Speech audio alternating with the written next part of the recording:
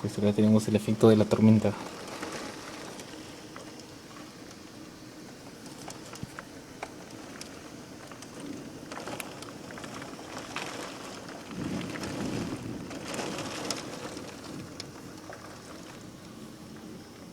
Se puede ver mucho por lo que está mojado. Pero afuera sí es un desastre.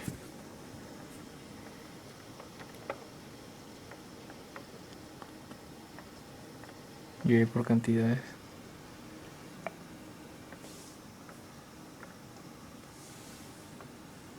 Saldría, pero me mojaría rápido, así que sería peligroso para mi iPod. Ese es el trueno.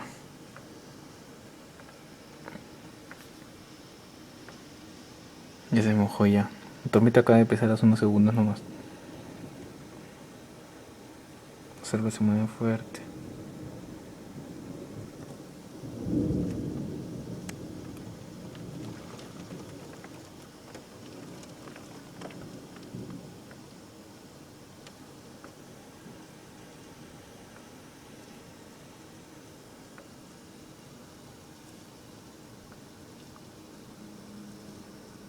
A veces la luz se va de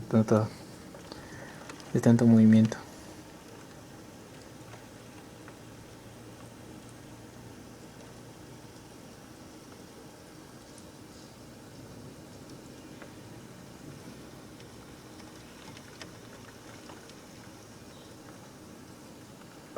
Si ven un tipo de flashes, la tormenta, es el trueno.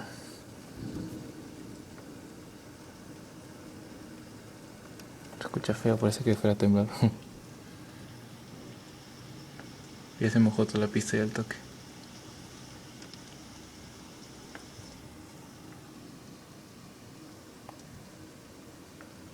Mira.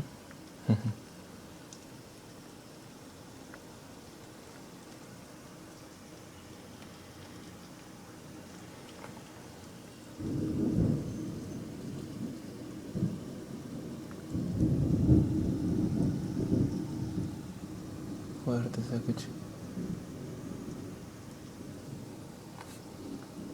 Mejor para no aburrirlos mucho.